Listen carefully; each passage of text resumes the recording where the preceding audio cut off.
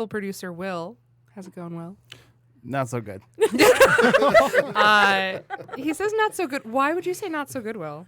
Because I totally spaced a button last time, and we're actually recording this over again. Yep. Not the entire episode.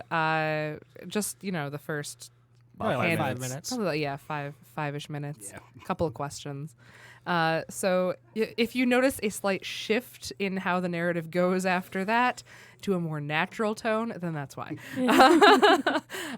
And we're here with a guest host today, Sean from Magnitude Cosplay. Hello, how's it going? Oh, it's so nice to have you in studio. Now. It's nice to be here too. It's nice to actually be doing podcast things. Because when I was a guest on the show a few months back, that was over the phone. So it's nice to be in this soundproofed room. Yeah, it's pretty great. And we have our fabulous and wonderful guest tonight. She's in studio today. Indigo, a.k.a. Strawberry Cosplay. You can find her on Instagram at strawberry.cosplay if you want to follow along. And she's not only a fabulous and wonderful cosplayer, but she also started the group Cosplaying While Black, which is super awesome. So welcome, Indigo. Hello, thank you for having me, and a wonderful introduction, by the way. Thanks, I try. So let's give a brief recap of what we already went over. So where did you get your cosplay name, and why that, and all of the explanation that followed of why that came up? So my cosplay name comes from my first cosplay, which was Strawberry Shortcake. It's always been one of my favorite nostalgic things, so that's why I was like, oh, and it was cheap, so I was like, I'm gonna pick this cosplay, and I went with that brand. And it's easy to type in, so Yeah. I would hope it's easy to type in. So I found it pretty much immediately. yeah. And what was your first convention that you went to? My first convention was Youmacon, of course. I went in high school with my best friend at the time. We didn't stay there, which sucked, but we still had a blast. We spent a lot of time in the vendors hall. I had my first celebrity experience with Top Habercorn, so that was cool. And it was an overall cool experience, so I kept going like everyone else.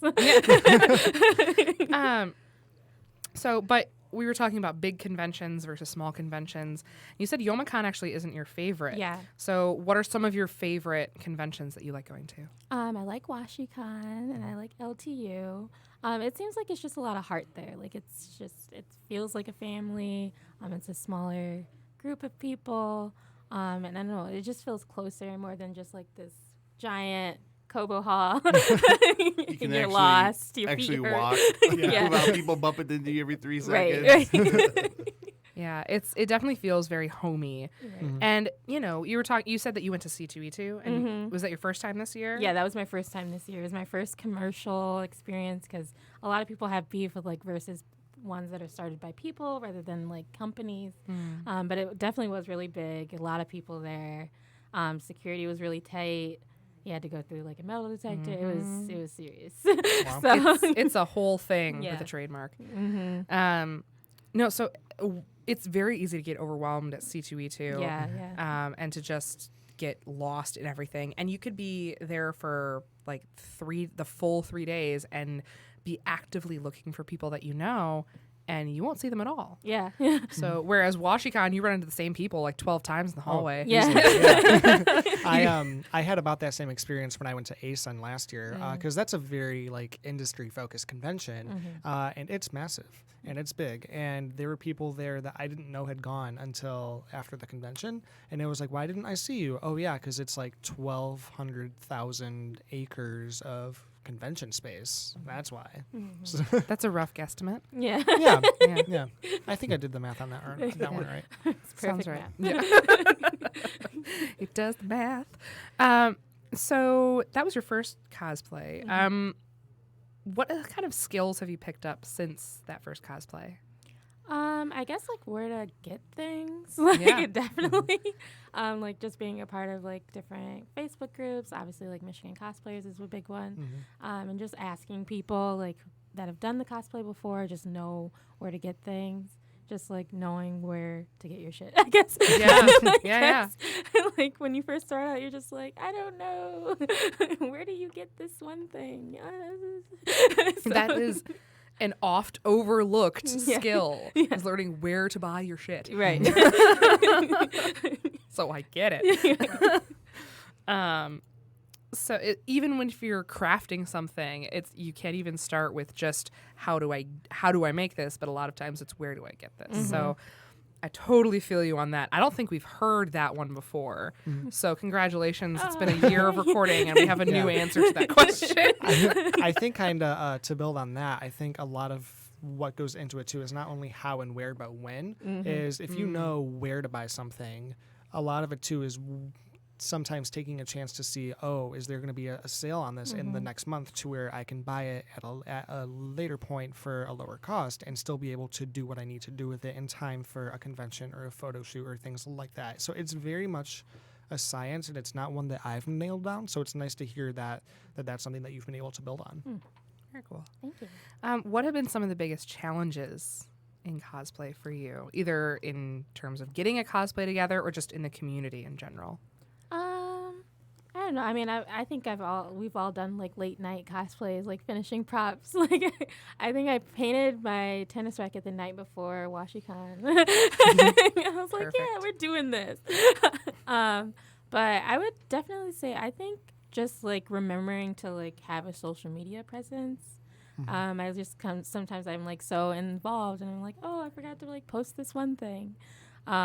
Just to like, for Cosplaying While Black, I want to get stuff out there about that. So sometimes I forget to like, I have to post so people know. Right. So it's like hard keeping up with social media, I think. Yeah. So I guess kind of transitioning into that then, could you tell us maybe a bit kind of on how Cosplaying While Black started and just kind of your kind of story with that? Yeah. So it started, I got a lot of messages just from people on Instagram when I first started out, even up till now, like, I feel like I can't cosplay because I'm a different skin tone, or, like, there's not a lot of Black people cosplaying. It's nice to see you cosplaying and things like that. And I realized, I mean, there is definitely communities out there, but I wanted it to, like, be a conversation, especially in the Midwest. So I decided to do Cosplaying While Black. I reached out to so many people, and a lot of people were, like, shy, or they like, I'm not comfortable like being a public face like that. So I understood, but luckily I got 3 young ladies that agreed to do it. So like, okay, we're doing this. And we did it. Our first panel was at Youmacon. So that was nice. We had a really big turnout. It was a line lined up. I was like, oh my God. That's We were like awesome. peeking out the door, like, what? So yeah, it was a roller coaster, but I think it turned out really well, and we decided to do the Facebook page just to keep people involved, and it's like, it doesn't stop here. We want to keep doing more panels and, do more meetups and things like that, and just create more of a community here in Michigan. So, yeah. That's really great. So how many, do you still have the same 3 people working with you now on your little dream team? Yes, but recently we started doing applications for guest panelists. Oh. Yeah. So a lot of times, we all can't go to one convention, or somebody's already bought tickets to one, and we're like, well, I didn't plan on going to that one. Right. So we have applications open on our Facebook page for young cosplayers that want a guest panel. We have like various questions on there, just saying like, how'd you get started? Do you feel comfortable speaking publicly? And then people that don't, we try to have them like help in other ways, like maybe social media or like PR and things like that. So we just want people that want to help. What's that Facebook page? Cosplaying While Black is a group, so it's not like a public. You have to like. We try to weed out the the racist people, the trolls. Wait, it's 2019. Racist people still exist? What? Right? No, It's the current year. Oh, whoops. It's 2019. Racist people still exist. Unfortunately. God. Yeah. No, but it's really great. Like, it's important work that goes overlooked. So, like, kudos to you. Oh, thank you so much. Yeah. Yeah. That also, it seems like a great opportunity for people to connect where they wouldn't have before and not feel so isolated. Yeah. Yeah.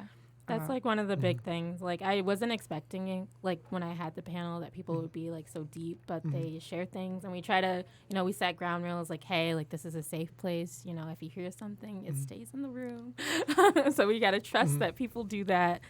So yeah, even before we start the panel, we lay out down like this is what's happening. Don't discredit other people's experiences just because it's not happening to you doesn't mean it's not, happening. So yeah, we try to, keep a level playing field and have people be comfortable sharing their stuff. I think it's a great platform too, along the lines of like whether you're doing it through the group or through the panel, along the lines of like I think it can be a sensitive topic sometimes, and I'm trying to figure out how to word this right. Like it's hard to bring up the conversation of like, hey, I don't feel like I can cosplay because of my skin tone. So the fact that you kind of offer that conversation proactively and are at these events and are maintaining, the online social media, I think is great to kind of keep that conversation open for them so that they have the chance to kind of speak about that. Is there any like the things you talk about at the panel that you're comfortable talking here about? Sure, yeah. Any stories or anything? Kind of like a mini panel? I'm not going to share other people's experience, but Yeah. things we bring up. We talk about, obviously, blackface. That's a big one. We talk about photographers and how they're not willing to shoot people of color. We talk about plus size. We recently are going to start integrating the LGBTQ plus community. Let me see, what else do we talk about? Oh, we talk about how most people recommend that we cosplay people of color. So like, oh, like this person's black, you should cosplay them. Not like, so it's a lot. It gets really deep. The girls always have good things to say, good encouragement words. But yeah, that's like a few topics. And then we also reach out to the group and say, hey, do you have something you want to talk about? And then we put it in the slideshow so people can, talk about it. That's great. And offering up a lot of those topics as let's just acknowledge that these things happen because they do, instead of who has some experiences, So it's, I mean, it's not something that most typical white cosplayers would think about. Like, I have been discriminated against by photographers because of my weight, but not because of my skin color. So, like, I get a little bit of that, but I mean, all of that just seems kind of lazy from their end. Yeah. So it's like, it's a whole thing. But yeah, no, that's good to hear what kinds of topics. So if you see at your local convention, the next convention that you're going to, that Cosplaying While Black has a panel, see if you can get in on that. Please. Because contrary to what some people may believe, are your panels just for people of color? No, they're for everybody. That's what cosplay is for everybody. Yeah. So that's the whole point. It's just like we said earlier. It's kind of mind-boggling that this is still an issue. It's Yeah. just the whole like. There's that new Pokemon gym leader that came out in the new game. Oh my goodness. And just the issue over the fan art, and that's ridiculous. Like, why are people? It's so crazy to me too because like she is hardly the first black Pokemon character in the game, so I'm surprised that people are making a fuss over this one. Like, I'm not surprised that people are being racist about it because I mean, 'Cause people they're suck. out there. Yeah. But also, it's like it's weird that now is the time that they choose to do it, but it's still very just confusing.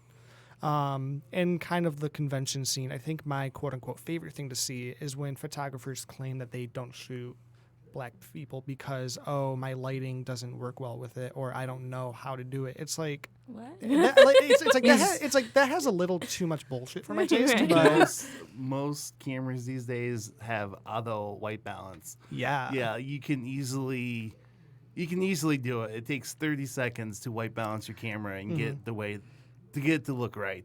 Yeah, and it either means you're racist or you're just not a good photographer. Yeah. why not both?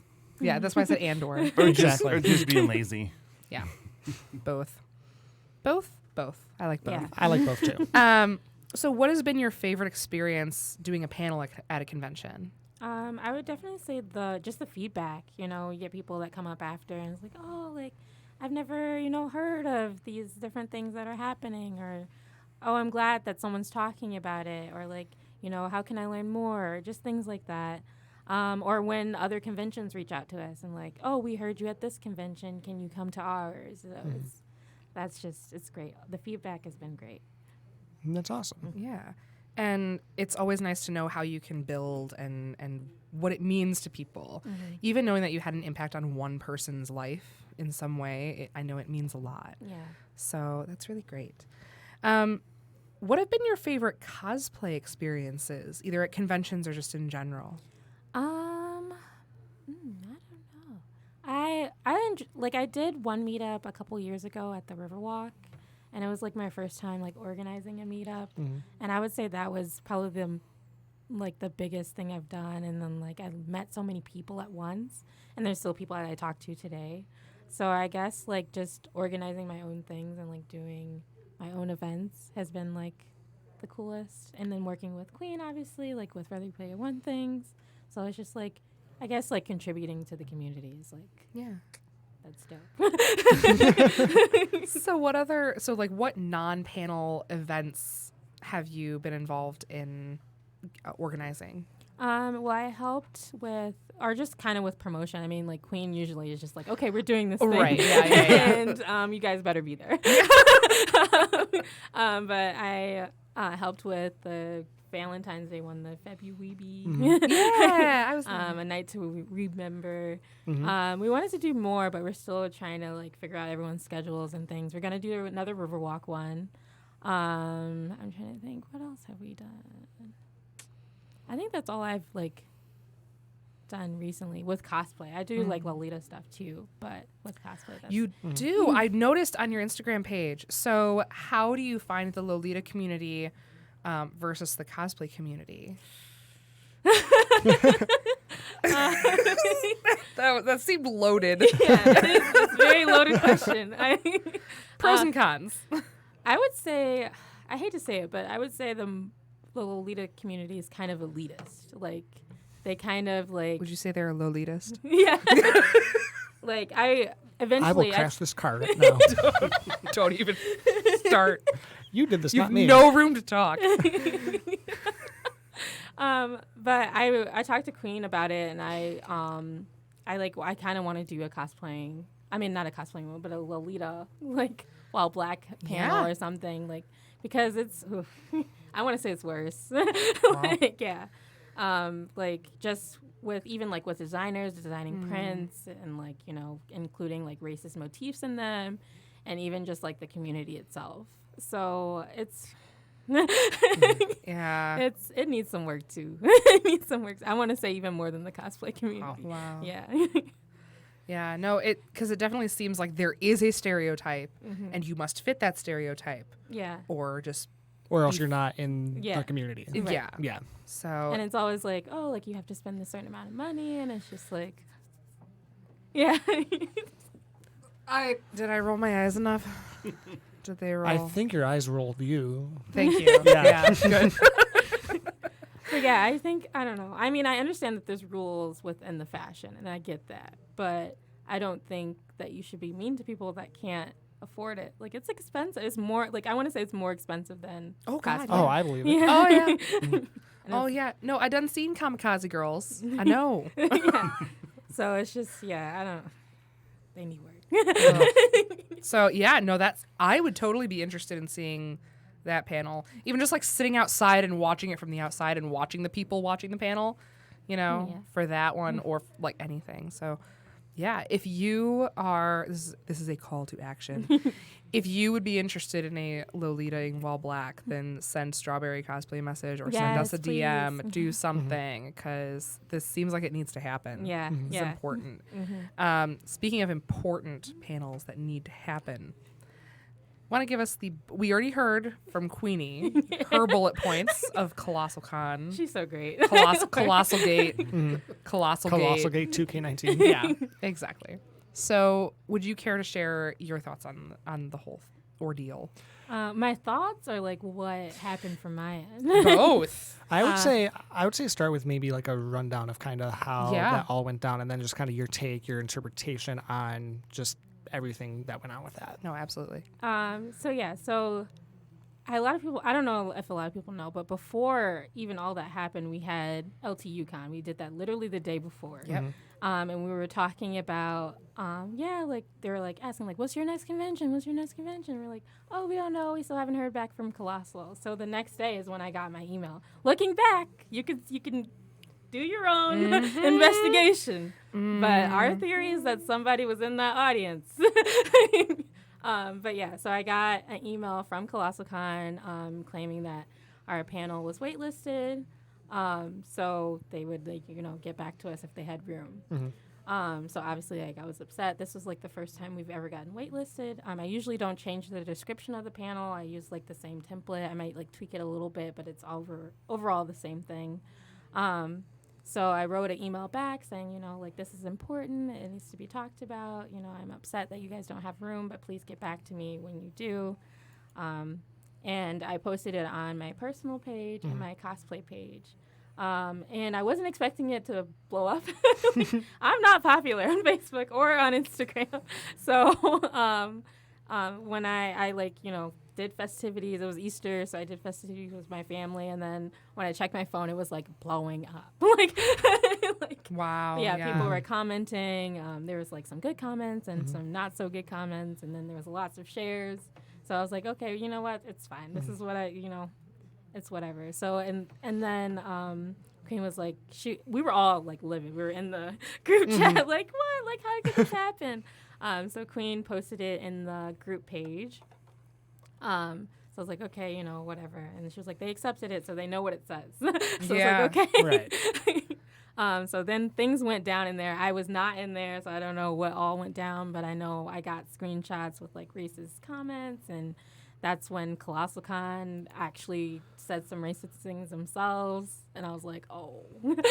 Like, at first I was like, okay, it's just people, like, whatever. But when ColossalCon started saying things about, like, my panel that just wasn't true, that's when I was like, okay, now I need to step in. Yeah. Yeah. So I made a video, like, explaining, like, my viewpoint, and at that point, it's been like 2 days after, and they still hadn't reached out to me personally, which was weird because they didn't have any of the other panelists like emails. They only had mine, so I don't know why they wouldn't. But when I made that video, they reached out.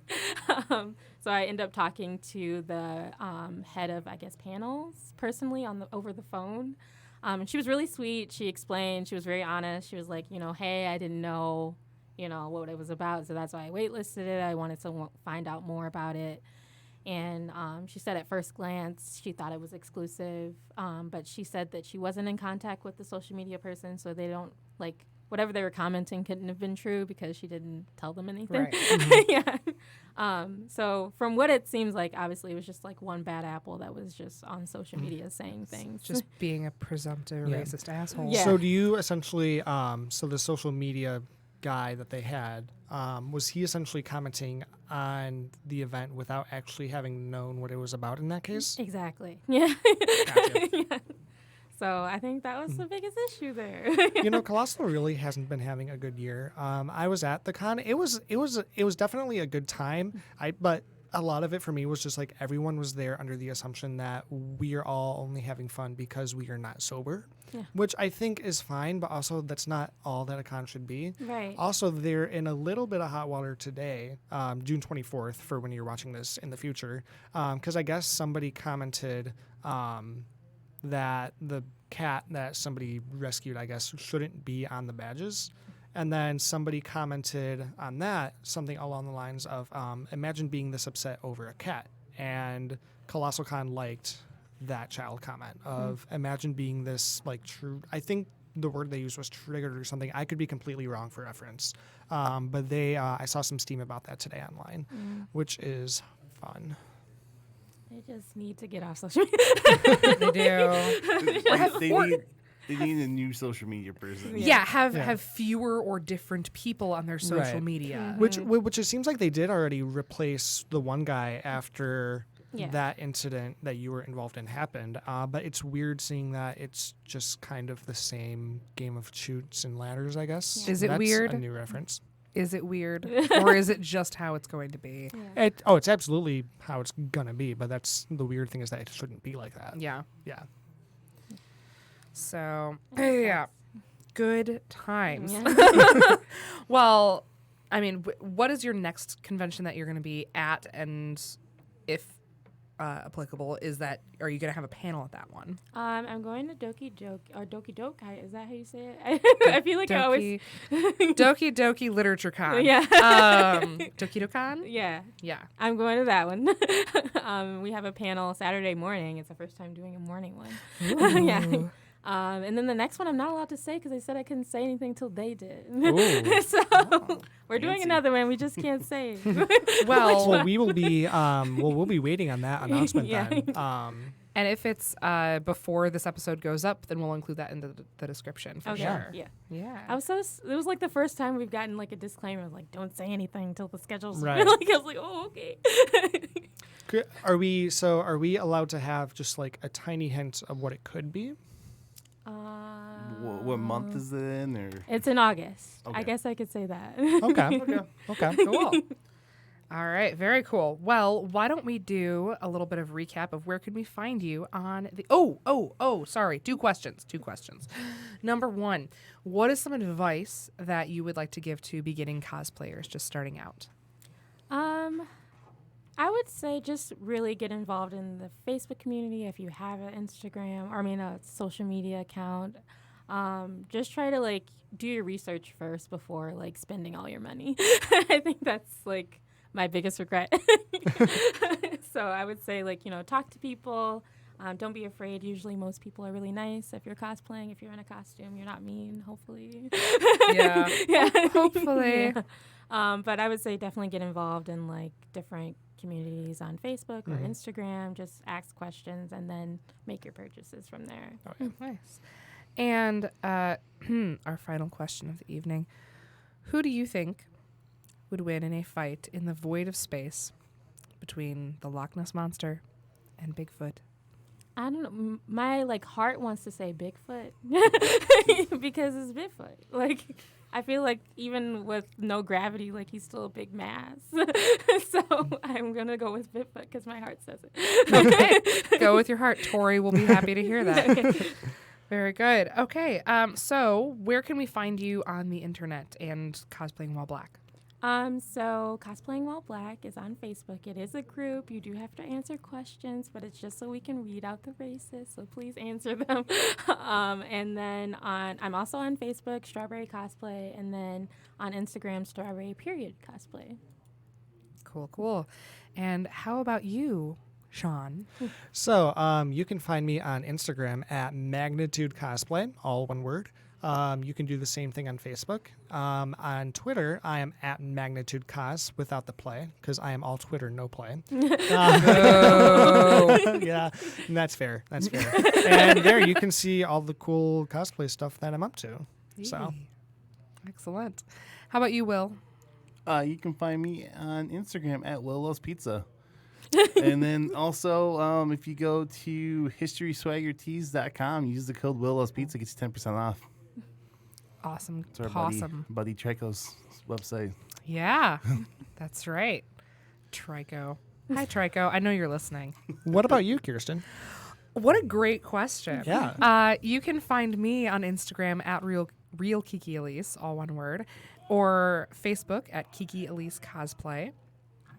You can hear Cosplay Confidential on Apple Podcasts, Google Podcasts, SoundCloud, anywhere fine podcasts are heard.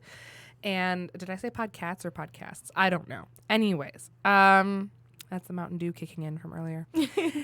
And you can find us on Facebook, Cosplay Confidential Podcast, or on Instagram at Cosplay Confidential.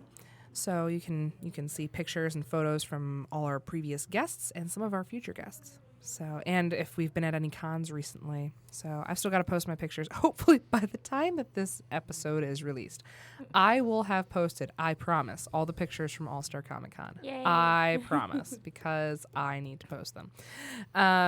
So once again, from Cosplay Confidential, I'm